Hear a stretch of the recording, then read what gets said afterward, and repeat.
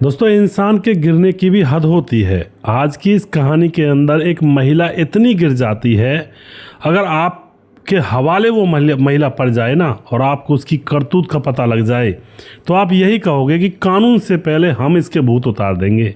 इतना गुस्सा आप लोगों को आ जाएगा उस महिला के ऊपर। तो उस महिला ने ऐसा क्या किया था जो मैं उसके बारे में ऐसा कह रहा हूँ।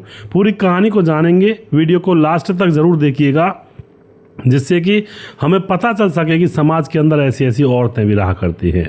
नमस्कार, मैं हूं सुदेश कुमार और तिरछीवाद चैनल में आपका स्वागत है। यह घटना घटित होती है उत्तर प्रदेश के लखनऊ के अंदर, जहां पर रोशनी खां नाम की एक लड़की रहा करती है और वह अपने माँ बाप के साथ तो रहती है, लेकिन रोशनी खां जब जवान हुई थी तो उसके शरीर के कहते हैं ना अंग अंग प्रत्यंग इतनी सुंदरता के साथ वह जवान होती है कि सारे लड़के उसके ऊपर मरा मिटा करते हैं, लेकिन वह किसी को भाव दिया नहीं करती है। तभी कुछ दिन गुजरते हैं तो अब रोशनी खां की मुलाकात हो जाती है शाहरुख खां से, और शाहरुख खां से उसका प्रेम प्रसंग चलने लगता है और शाहरुख खां से वह शादी करना चाहती है। घर वाले मना कर रहे थे कि अभी बेटी हम देखेंगे तुम्हारे लिए लड़का, ऐसे ही आंख मूंद करके शादी मत कर।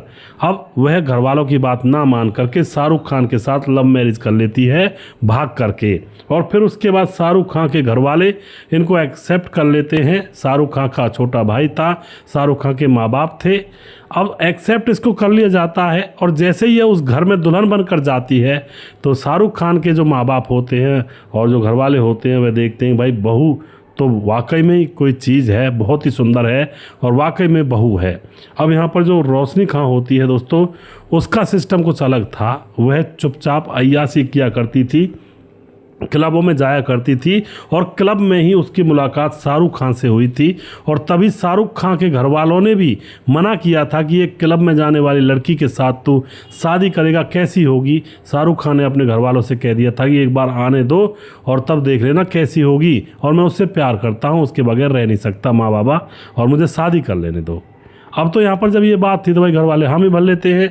और अब जब दुल्हन आई थी घर में तो उनको बहुत सुंदर लगती है, तो वह कहते हैं कि भाई ये तो बहुत अच्छा काम हो गया, बहुत ही सुंदर बहू है। लेकिन उनको क्या पता था कि बहू के अंदर ऐसे ऐसे कांटे लगे हुए हैं जो आगे बहुत कुछ करने वाली है। बहू आ जाती है लेकिन अभी भी उसकी अय्याशी रुक नहीं रही थी, अभी भी क्लब वगैरह में चली जाया करती और उसके सास ससुर मना भी किया करते, लेकिन उसका जो पति है उसका साथ दिया करता कि माँ इसको घूमने दो। और उसके बाद शराब वगैरह पीना और शाहरुख के साथ मौज मस्ती करने के लिए फिर घूमने के लिए जाना, इस तरह से इन दोनों का जीवन चल रहा होता है। और शाहरुख जो होता है वह यही सोचकर माफ़ कर देता है कि चलो ये लड़की पहले से ही ऐसी ही है तो मैं इसके ऊपर बंदिश क्यों लगाऊं, वैसे तो सही है, जो भी है देखा जाएगा। तो इस तरह से मामला यहाँ पर चल रहा था शादी के बाद भी। अब कुछ दिन गुजरते हैं तो बेटी पैदा हो जाती है इनको, और बेटी पैदा होने के बाद अब शाहरुख को लगने लगता है कि भाई घर में बच्ची पैदा हो गई है तो इसकी भी जिम्मेवारियाँ हैं।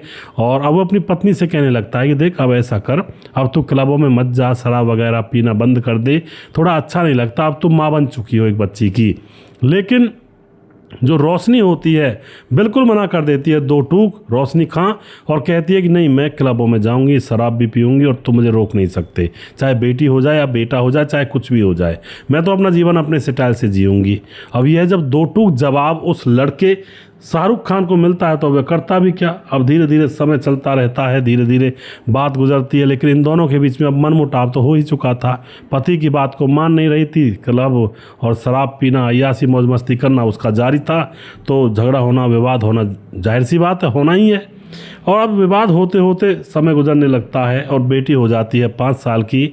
और जब बेटी 5 साल की हो जाती है तो वह अभी भी क्लबों में जा रही थी, मौज मस्ती कर रही थी। तो अब जो देवर होता है वह उसकी रोक टोक करने के लिए कहता है कि भाभी अब अच्छा नहीं लगता, अब आपकी उम्र भी हो गई है और आपको बच्ची भी जो है बड़ी हो गई है, स्कूल में पढ़ने लायक, और लोग पता नहीं कैसे कैसे हंसते हैं। अब वह एकदम से अपने देवर के ऊपर झिल्ला कर पड़ती है कि तुम्हें क्या मतलब मेरे जीवन से, मैं चाहे कुछ भी करूं, लोग हंसे या रोए, मुझे उससे कोई मतलब नहीं, मैं अपना जीवन अपने हिसाब से गुजारूंगी, तुम मेरे बीच में बोल नहीं सकते। अब जो देवर होता है थोड़ी सी वैसी बात कह देता है, लड़ाई झगड़े किसी की, तुम अच्छा नहीं कर रही हो, हमारे परिवार के माथे पर कलंक लगा रही हो, बदनामी का। अब जो ये भाभी होती है उसके मन में देवर खटक जाता है, और इधर सास ससुर जो थे वो भी उसको मना किया करते कि बहू ऐसा मत कर, अब अपने घर में रह ले, अपने बच्चे को संभाल और अपने घर गृहस्थी पर ध्यान दे। तो सास ससुर भी उसके मतलब दिमाग में खटक रहे थे और देवर ने थोड़ी कैडी बात कह दी थी, तो अब एकदम से वह देवर के खिलाफ एफआईआर दर्ज करवाती है। और दोस्तों कौन सी एफआईआर थी, सुनकर आप भी चौंक जाएंगे। एफआईआर थी कि इसने मेरी 5 साल की बेटी के साथ रेप किया है। और यह एफआईआर दर्ज करवाने के बाद दोस्तों बेटे को, जो देवर था, उसको पकड़ लिया जाता है और उसके बाद सास ससुर के ऊपर अब मामला दर्ज करवाती है दहेज का, और कि ये हमसे दहेज मांग रहे हैं मुझसे और मुझे परेशान करते हैं। तो सास ससुर भी जेल में, देवर भी जेल में, घर के अंदर रह गया शाहरुख और उसकी बेटी और उसकी पत्नी। अब तो ये बहुत बड़ी विचित्र सी बात थी, पूरा खानदान यहाँ पर बिगड़ चुका था, घर का नाश हो चुका था। कोई भी बहू अपने किसी देवर को या सास ससुर को जेल में भिजवा दे झूठा आरोप लगा करके, तो वह पूरे जीवन भर उस बहू को अपनाएंगे नहीं मन से, चाहे ऊपर ऊपर से घर में रह ले, लेकिन अंतर मन से तो वह निकल ही जाती है जो औरत ऐसा करती है। अब ऐसा यहाँ पर हुआ था। शाहरुख खूब समझाता है, तुम ये कर क्या रही हो, यह तो मैंने सपने में भी नहीं सोचा था, तुमने ऐसे ऐसे कांड कर दिए। और वह फिर भी नहीं मानती है, उल्टा शाहरुख को धमकी देती है कि मैं तेरे साथ भी कुछ ऐसा ही कर दूंगी, फिर तुम भी पड़े रहना अपने परिवार के साथ। अब दोस्तों यहाँ पर वह अय्यास और ज़्यादा बनती जा रही थी और घूमने के लिए जाया करती थी। और अब उसका शाहरुख जो होता है दोस्तों, उससे भी मन भरने लगता है। और इतने में ही वहाँ पर देवर की ज़मानत होती है, क्योंकि कोई सबूत तो था नहीं रेप का, उसकी ज़मानत होती है, वह बाहर आता है। लेकिन रोशनी उसके साथ रहने से मना कर देती है, तो अब देवर ही अपना कहीं और जाकर रहने लगता है। रोशनी कहती है मैं चली जाऊँगी अगर ये देवर यहाँ पर रहेगा तो। और उसके बाद देवर वहाँ से कहीं और रहने लगता है, क्योंकि वो कांटा था, वो रोकता था अय्यासी करने से, मौज मस्ती करने से, तो वह उसके साथ खुश कैसे रह सकती है। और उसके बाद दोस्तों जो माँ बाप होते हैं, सास ससुर, वह भी जमानत पर छूटते हैं। उनके बारे में भी ऐसी कहती है कि अगर ये लोग घर में रहेंगे तो मैं इस घर से चली जाऊंगी। सास ससुर कहते हैं कि बेटे का घर बिगड़ जाएगा, हम ही चले जाते हैं और फिर कहीं और जाकर रहने लगते हैं। अब सबको घर से निकाल ही दिया था उसने। और उसके बाद अब यहाँ पर क्या होता है दोस्तों, बेटी 7 साल की हो जाती है, 2 साल और गुजर जाते हैं। अब 7 साल शादी मतलब बेटी की उम्र हो चुकी थी और अब रोशनी अभी भी क्लबों में जा रही थी, मौज मस्ती अय्यासियाँ कर रही थी, सारे नशे और पूरा वासना का यहाँ पर पूरा खेल रचाया हुआ था उसने। और क्लबों में जाकर न जाने किस किस के साथ मुंह काला करती थी, ये भी कांड यहाँ पर चल रहा होता है। और अब उसका मन शाहरुख से पूरी तरह से भर जाता है और जैसे शाहरुख से मन भरता है तो वह अपना अगला शिकार ढूंढने लगती है। और रोशनी को अगला शिकार भी मिल जाता है। अगला शिकार होता है उसका आदित्य जायसवाल, जो कि पैसे वाला था, अय्यास टाइप का आदमी था। उसके प्रेम प्रसंग में वह पड़ जाती है, क्योंकि वह उसे क्लब में मिला था और फिर यहाँ से इनका प्यार शुरू हो जाता है। प्यार तो इसको क्या कहेंगे, वासना का खेल था। जो आदित्य जायसवाल होता वह पैसे देता, रोशनी मजे से शराब पीती, अय्यासी करती, तो इनके बीच में संबंध बनने लगते हैं। होटल में मौज मस्ती करने लगती है इस आदित्य जायसवाल के साथ। और अब शाहरुख को धमकी देने लगती है कि मैं तुझे केस में फंसवा दूंगी और मरवा दूंगी अगर तुमने मेरे बीच में टांग अड़ाई और मुझे घूमने से रोका तो। और यहाँ पर एक बात और ये भी होती है दोस्तों, 1-2 बार उसने कोशिश भी की थी। शाहरुख जैसे बाहर निकलता है तो उसके ऊपर हमले करवाए, उसके ऊपर कुछ लोगों से प्रहार भी करवाया, लेकिन वह बच जाता है। तो दोस्तों अब यहाँ पर शाहरुख भी इससे बहुत ज़्यादा परेशान हो जाता है और वह भी अब इस घर को छोड़ करके यहाँ से चला जाता है। यानी कि एक ऐसी औरत जिसने पूरे परिवार को तितर बितर कर दिया और उनका घर भी छीन लिया और खुद पटरानी बनकर गंदी वासनाएं और गंदी हवस का शिकार लोगों को बना रही है और प्रेम प्रसंग में पड़ी हुई है और वासना का खेल इस घर के अंदर चल रहा है। जब शाहरुख भी चला जाता है तो अब इसको क्लब जाने की जरूरत क्या थी भाई। अब आदित्य के साथ यह मौज मस्ती करती रहती है और अपने घर पर ही बुलाने लगती है कि घर पर आ जाओ, मैंने सब कुछ साफ कर दिया, मजे से रहेंगे। और जो आदित्य होता है इसके पास आ जाता है, रात भर इनका खेल चलता है, सब तरह के नशे करते हैं दोनों, नशे करके वहाँ पर खूब अपनी मनमर्जी करते हैं। और दोस्तों उसके बाद एक रात जब इनका संबंध बन रहे थे, पति को कुछ भनक लग जाती है, घर में कोई आ गया है तो पति थोड़ा फ़ोन करता है, तो पति से फिर से झगड़ा हो जाता है इसका। तो मेरे ऊपर इस तरह से कैसे कह सकते हो, मेरी मर्जी में जैसे जाऊँ ऐसे जी सकती हूँ, इस तरह से यह कहती है। और उसके बाद दोस्तों झगड़ा होने के बाद अब मामला पहुँच जाता है 13 जुलाई को। 13 जुलाई को रात के 3 बजे जो रोशनी होती है रोती हुई पुलिस थाने में फ़ोन करती है और कहती है साहब मेरी बेटी की मौत हो चुकी है और मेरी बेटी को मेरे पति शाहरुख ने मार दिया है और आप यहाँ पर आ जाइए और जल्दी से इस केस को संभालिए। और उसके बाद पुलिस वहाँ पर पहुँच जाती है। पुलिस वहाँ पर जाकर पहुँचती है तो जो बेटी की लाश को पुलिस देखती है तो पुलिस भी थर थर काँपने लगती है दोस्तों, क्योंकि बेटी की इतनी बुरी तरह से हत्या की गई थी, उसके शरीर में कीड़े पड़ चुके थे। अब पुलिस इतना तो समझ जाती है कि हत्या रात में नहीं हुई है, लाश तो बिगड़ेगी, कई दिनों में बिगड़ेगी, ऐसे एक दिन में तो बिगड़ेगी नहीं, तो इसकी हत्या तो पहले ही हो चुकी है, 2-3 दिन पहले ही। अब उससे पूछताछ की जाती है क्या हुआ था, तो बताती रात को आया था, मेरी बेटी की हत्या कर चला गया। तो पुलिस सारा ड्रामा समझ रही थी ऑटोमेटिकली ही, क्योंकि लड़की का जब पोस्टमार्टम करवाया जाता है तो पता लगता है कि इसकी मौत 3-3.5 दिन पहले हुई है।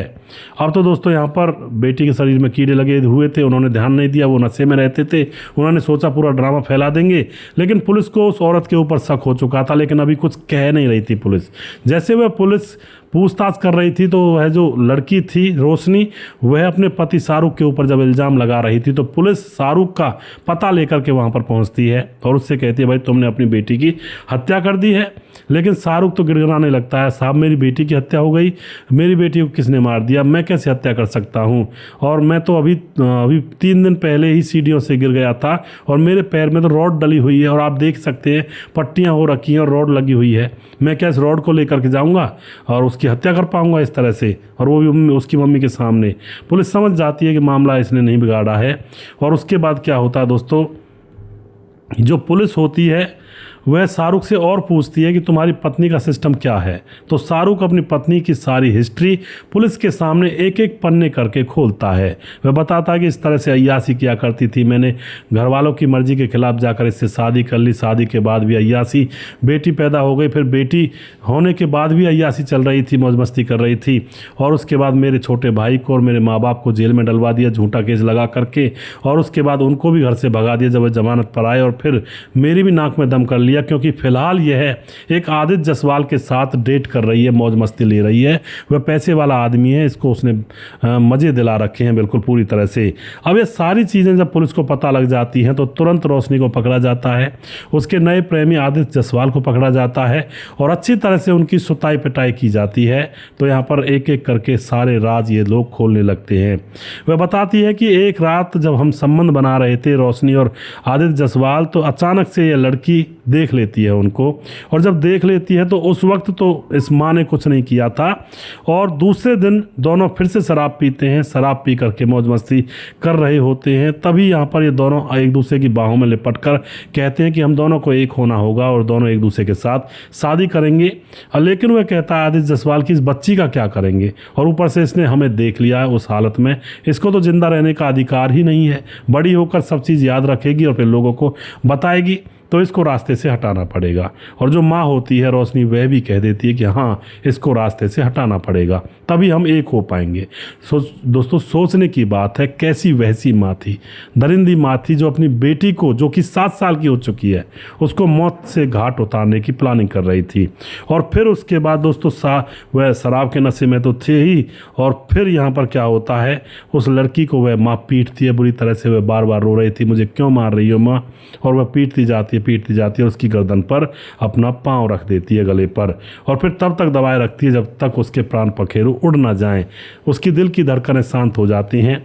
और फिर दोस्तों वह नशे में धुत थे और फिर वह संबंध बनाने लगते हैं। बेटी की लाश फर्श पर पड़ी थी और वह बेड पर संबंध बना रहे थे, पूरी रात भर संबंध बनाते हैं। दूसरा दिन होता है, उस लड़की की लाश को बेड के नीचे घसीट कर डाल दिया जाता है और उसके ऊपर रात दिन रंगरलियां मनाई जा रही थी माँ की उसके आशिक के साथ। और इसी तरह से 2 दिन लगातार यह कांड होता है। तो लाश गलने लगी थी, सड़ने लगी थी, उनको भी बदबू आने लगी थी।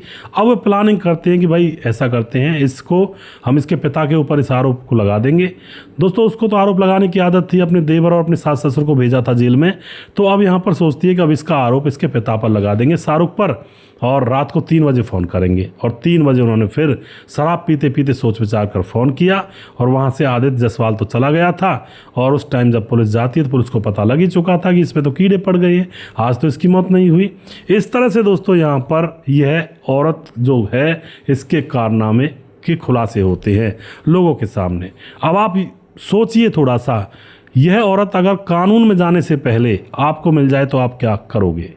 इससे प्यार से बात करोगे, बिठाओगे, इसको चाय पानी पिलाओगे, क्या करोगे आप कमेंट बॉक्स में लिख सकते हैं। दोस्तों ऐसे ऐसे मतलब माँ के नाम पर कलंक है यार। माँ जो पाँव से अपनी बेटी को कुचल दिया सिर्फ अय्यासी और मौज मस्ती के चक्कर में, और उस आदमी के साथ रहने के चक्कर में अपने पूरे परिवार को फंसा दिया, बसी बसाई गृहस्थी को उजाड़ दिया।